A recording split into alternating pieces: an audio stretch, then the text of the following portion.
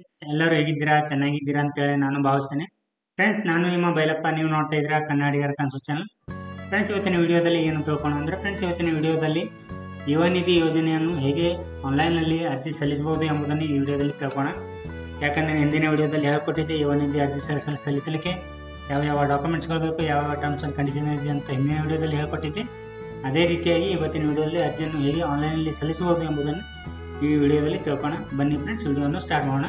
Video start ಮಾಡೋಕ್ಕಿಂತ ಮುಂಚೆ ಇನ್ನೂ ನಮ್ಮ ಚಾನಲ್ ಸಬ್ಸ್ಕ್ರೈಬ್ ಮಾಡಿಲ್ಲ ಅಂದರೆ ಪ್ಲೀಸ್ ಚಾನಲನ್ನು ಸಬ್ಸ್ಕ್ರೈಬ್ ಮಾಡಿ ಅಂತ ಹೇಳ್ತಾ ಒಂದು ಲೈಕನ್ನು ಕೊಡಿ. ಮುಂದೆ ವಿಡಿಯೋ ಮಾಡಲಿಕ್ಕೆ ಮೋಟಿವೇಶನ್ ಸಿಗ್ತದೆ ಅಂತ ಹೇಳ್ತಾ ವಿಡಿಯೋವನ್ನು ಸ್ಟಾರ್ಟ್ ಮಾಡೋಣ. ಇಲ್ಲಿ ನೋಡಿರ್ಬೋದು ಫ್ರೆಂಡ್ಸ್, ನಾನು ಮೈಕ್ರೋಸಾಫ್ಟನ್ನು ಯೂಸ್ ಮಾಡ್ತಾ ಇದ್ದೇನೆ.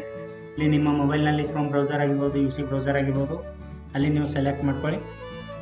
ಇಲ್ಲಿ ನೋಡಿರ್ಬೋದು ಸೇವಾ ಸಿಂಧು ಅಂತೇಳಿ ಇಲ್ಲಿ ಟೈಪ್ ಮಾಡ್ಕೋಬೇಕಾಗುತ್ತೆ. ಇಲ್ಲಿ ನೋಡಿರ್ಬೋದು ಸೇವಾ ಸಿಂಧು 1 ಕರ್ನಾಟಕ ಬಂದಿಲ್ಲ ಫ್ರೆಂಡ್ಸ್, ಇಲ್ಲಿ ಕ್ಲಿಕ್ ಮಾಡ್ಕೊಳ್ಳೋಣ. ಒಂದು ಈ ರೀತಿಯಾದ ಇಂಟರ್ಫೇಸ್ ಬರುತ್ತೆ ಸೇವಾ ಸಿಂಧು ಅಂತೇಳಿ. ಇಲ್ಲಿ ರಿಜಿಸ್ಟ್ರೇಷನ್ ಮಾಡಿದ್ದೆ ಅದರಲ್ಲಿ ಈ ರೀತಿ ಇಂಟರ್ಫೇಸ್ ಬರುತ್ತೆ. ರಿಜಿಸ್ಟ್ರೇಷನ್ ಮಾಡಿಲ್ಲ ಅಂತಂದರೆ ನೀವು ಇಲ್ಲಿ ರಿಜಿಸ್ಟ್ರೇಷನ್ ಮಾಡಬೇಕಾಗುತ್ತೆ ಸೇವಾ ಸಿಂಧು. ನಿಮ್ಮ ಆಧಾರ್ ಕಾರ್ಡ್ ನಂಬರ್ ಹಾಕಿ ಇಲ್ಲಿ ಆಸಾನಿಯಾಗಿ ನೀವು ರಿಜಿಸ್ಟ್ರೇಷನ್ ಮಾಡ್ಬೋದು. ಇಲ್ಲಿ ನಿಮ್ಮ ಮೊಬೈಲ್ ನಂಬರ್ ಹಾಕಿ ಇಲ್ಲ ಇಲ್ಲಿ ಇಮೇಲ್ ಹಾಕಿ ಇದು ಓಪನ್ ಮಾಡಬೇಕಾಗುತ್ತೆ, ಲಾಗಿನ್ ಆಗಬೇಕಾಗುತ್ತೆ. ಇಲ್ಲಿ ನನ್ನ ಮೊಬೈಲ್ ನಂಬರ್ ಹಾಕಿ ಲಾಗಿನ್ ಆಗ್ತೇನೆ. ಇಲ್ಲಿ ಗೆಟ್ OTP ಮ್ಯಾಗೆ ಕ್ಲಿಕ್ ಕೊಡೋಣ. ಅಲ್ಲಿ ನಮ್ಮ ಮೊಬೈಲ್ಗೆ ಒಂದು OTP ಬರುತ್ತೆ. ಇಲ್ಲಿ ಯಾವ ನಂಬರ್ ಹಾಕಿದ್ದೇವೆ ಆ ನಂಬರ್ಗೆ OTPಗಾಗಿ ವೇಟ್ ಮಾಡೋಣ ಸ್ವಲ್ಪ. ಇಲ್ಲಿ ನೋಡಿರ್ಬೋದು OTP ಬಂದಾಗಿದೆ.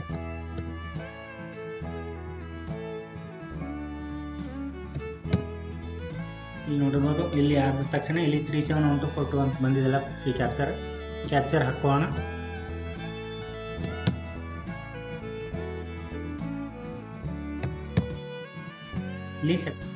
ಇಲ್ಲಿ ನೋಡಬಹುದು ಫ್ರೆಂಡ್ಸ್, ಈ ರೀತಿಯಾಗಿ ಒಂದು ಇಂಟರ್ಫೇಸ್ ಬರುತ್ತೆ. ಇಲ್ಲಿ ನಿಮ್ಮ ಹೆಸರು ಕೂಡ ಬರುತ್ತೆ.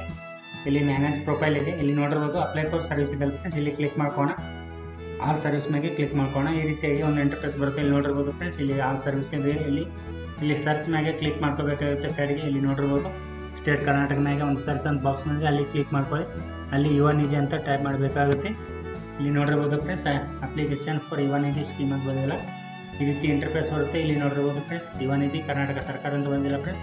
ಇಲ್ಲಿ ಘೋಷಣೆಗಳಿದೆ. ಘೋಷಣೆ ನೀವು ಅನುಬದ್ಧವಾದಲ್ಲಿ ಹೌದಂತಂದರೆ ಹೌದು ಕೊಡಿ, ಇಲ್ಲ ಅಂತಂದರೆ ಇಲ್ಲ ಅಂತ ಮಾಡಬೇಕು. ಇಲ್ಲ ಅಂತಂದರೆ ನೀವು ಯಾವುದೇ ಅಪ್ಲಿಕೇಶನ್ ಹಾಕಲಿಕ್ಕೆ ಅರ್ಹರಲ್ಲ ಬರುತ್ತೆ. ಹೌದು ಮ್ಯಾಗೆ ನಾವು ಕ್ಲಿಕ್ ಮಾಡ್ಕೋಣ. ಆದ ತಕ್ಷಣ ಇಲ್ಲಿ ನೋಡಿರ್ಬೋದು ಫ್ರೆಂಡ್ಸ್, ಆಧಾರ್ ಅಥೋಟಿಕೇಶನ್ ಇದಿಲ್ಲ ಫ್ರೆಂಡ್ಸ್. ಇಲ್ಲಿ ನೀವು KYC ಕೂಡ ಮಾಡಬೇಕಾಗುತ್ತೆ. KYC ಮಾಡಲಿಕ್ಕೆ ಇಲ್ಲಿ ನೋಡಿರ್ಬೋದು ಫ್ರೆಂಡ್ಸ್, ಆಧಾರ್ ಅಥೋಟಿಕೇಶನ್ ಮ್ಯಾಗೆ ಕ್ಲಿಕ್ ಮಾಡ್ಕೋಣ. ಇಲ್ಲಿ ನೋಡಿರ್ಬೋದು ಈ KYC ಮಾಡಬೇಕಾಗುತ್ತೆ. ಇಲ್ಲಿ ನಿಮ್ಮ ಆಧಾರ್ ಕಾರ್ಡ್ ನಂಬರ್ ಹಾಕಿ ಈ KYC ಮಾಡಬೇಕಾಗುತ್ತೆ. ನನ್ನ ಮಾಹಿತಿ ಅಂತ ಇಲ್ಲಿ ಬಂದಿದೆ ಫ್ರೆಂಡ್ಸ್.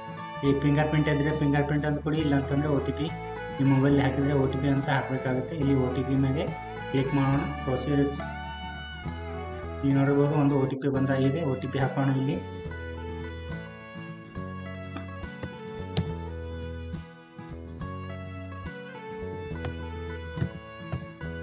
ಇಲ್ಲಿ ಸಲ್ಲಿಸು ಮ್ಯಾಗೆ ಕ್ಲಿಕ್ ಮಾಡ್ಕೋಣ. ಇಲ್ಲಿ ನೋಡ್ರಿ ಕ್ಲಿಕ್ ಹರಿತು ರಿಟರ್ನ್ ಬಂದಿಲ್ಲ. ಇಲ್ಲಿ ಕ್ಲಿಕ್ ಮಾಡ್ಕೋಣ. ಸ್ವಲ್ಪ ಇಲ್ಲಿ ವೇಟ್ ಮಾಡೋಣ.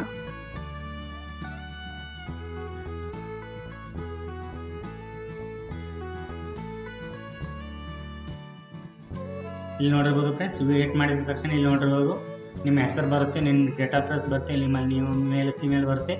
ಇಲ್ಲಿ ನೋಡಿರ್ಬೋದು ನಿಮ್ಮ ಅಡ್ರೆಸ್ ಬರುತ್ತೆ, ನಿಮ್ಮ ಆಧಾರ್ ಕಾರ್ಡ್ನಲ್ಲಿ ಇದ್ದರೆ ಅಡ್ರೆಸ್ ಕರೆಂಟ್ ಅಡ್ರೆಸ್ ಸೇಮ್ ಇದ್ದರೆ ಹೌದು ಅಂತ ಮಾಡಿ, ಇಲ್ಲ ಅಂತಂದರೆ ಇಲ್ಲ ಅಂತ ಮಾಡಿ ನಾವು ಹೌದು ಅಂತ ಮಾಡ್ಕೋಣ. ಇಲ್ಲಿ ನೋಡಿರ್ಬೋದು ಫ್ರೆಂಡ್ಸ್, ಅರ್ಜಿದಾರರ ಹೆಸರು ಅಂತ ಬರುತ್ತೆ. ಅರ್ಜಿದಾರರ ಜಿಲ್ಲೆಯ ಹೆಸರು ಬರುತ್ತೆ. ಜಿಲ್ಲೆಯ ಹೆಸರು ಹಾಕೋಣ. ನಮ್ಮ ಜಿಲ್ಲೆಯ ಒಂದು ಹೆಸರು ಹಾಕಬೇಕಾಗುತ್ತೆ. ಇಲ್ಲಿ ನಾವು ಅರ್ಜಿದಾರರ ತಾಲೂಕಿನ ಹೆಸರು ಕೇಳಕತ್ತಿದೆ. ಅರ್ಜಿದಾರರ ತಾಲೂಕಿನ ಒಂದು ಹೆಸರು ಹಾಕಬೇಕಾಗುತ್ತೆ. ಹಾಕೋಣ. ಇಲ್ಲಿ ನೋಡಿರ್ಬೋದು ಫ್ರೆಂಡ್ಸ್, ನಿಮ್ಮ ಕೋರ್ಸ್ ಯಾವುದೇ ಕೋರ್ಸ್ ಮಾಡಿದ್ದಾರೆ ಅಂತ ಕೇಳುತ್ತೆ. ಇಲ್ಲಿ ನೋಡಿರ್ಬೋದು ಪದವಿ ಮಾಡಿದ್ದೀರಾ, ಡಿಪ್ಲೊಮಾ ಮಾಡಿದ್ದೀರಾ ಇದು ಕೇಳುತ್ತೆ. ಇಲ್ಲಿ ನೋಡಿರ್ಬೋದು ಫ್ರೆಂಡ್ಸ್, SSLC ಓದಿದ್ದಾರೆ, ಯಾವುದೇ PUC ಮಾಡಿದ್ದಾರೆ ಯಾವುದು ಅಂತ ಕೇಳ್ತಾರೆ. ಇಲ್ಲಿ ನೋಡಿ ನಾವು PUC ಅಂತ ಮಾಡೋಣ.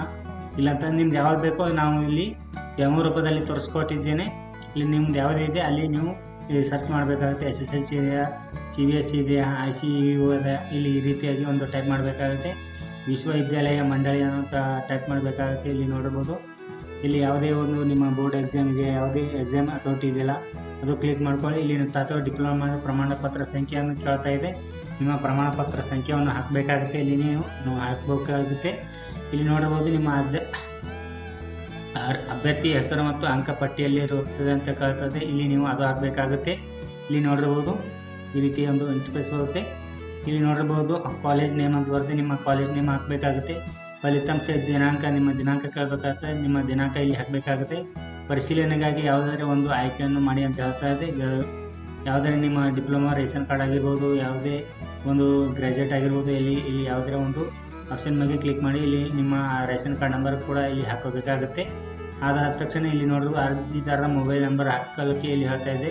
ನೀವು ಇಲ್ಲಿ ಮೊಬೈಲ್ ನಂಬರ್ ಹಾಕ್ಬೋದು. ಇಲ್ಲ ನಿಮ್ಮ ಅರ್ಜಿ ಅಂತ ಇಲ್ಲಿ ಮೊಬೈಲ್ ನಂಬರ್ ಹಾಕಿದ ತಕ್ಷಣ ಇಲ್ಲಿ ನಿಮ್ಮ ಇಮೇಲ್ ID ಕೂಡ ಇಲ್ಲಿ ಹಾಕಬೇಕಾಗುತ್ತೆ.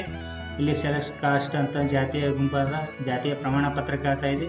ಇಲ್ಲಿ ನಿಮ್ಮ ಜಾತಿಯ ಪ್ರಮಾಣ OBC ಇದೆಯಾ, ಇಲ್ಲಿ ಜನರಲ್ ಇದೆಯಾ ಯಾವುದು ಅಂತ ಕೇಳ್ತದೆ, ಅದು ಹಾಕಬೇಕಾಗುತ್ತೆ. ನಿಮಗೆ ಅಂಗವಿಕಲತೆ ಇದೆ ಅಂತ ಕೇಳ್ತಾ ಇದೆ, ಅದು ನೀವು ಹಾಕೋಬೇಕಾಗುತ್ತೆ. ಹಾಕಿದ ತಕ್ಷಣ ಇಲ್ಲಿ ಒಂದು ಕ್ಯಾಪ್ಚರ್ ಹಾಕಿ ಇಲ್ಲಿ ಸಬ್ಮಿಟ್ ಮೇಲೆ ಕೊಡಬೇಕಾಗುತ್ತೆ. ಅಲ್ಲಿ ಹಾಕಿದ ತಕ್ಷಣ ಇಲ್ಲಿ ನಿಮಗೆ ಒಂದು ರೆಫರೆನ್ಸ್ ನಂಬರ್ ಬರುತ್ತೆ ಫ್ರೆಂಡ್ಸ್. ಆ ರೆಫರೆನ್ಸ್ ನಂಬರ್ ನೀವು ತೊಗೊಳ್ಬೇಕಾಗುತ್ತೆ. ಅಲ್ಲಿನಿಂದ ಇಲ್ಲಿ ನೋಡಿರ್ಬೋದು ಇದು ಕೇವಲ ಅರ್ಜಿ 4 ದಿನಗಳವರೆಗೆ ನೀವು ಅರ್ಜಿ ಸಲ್ಲಿಸಲಿಕ್ಕೆ ಅವಕಾಶವಿದೆ. ನೀವು ಪಟ ಅರ್ಜಿ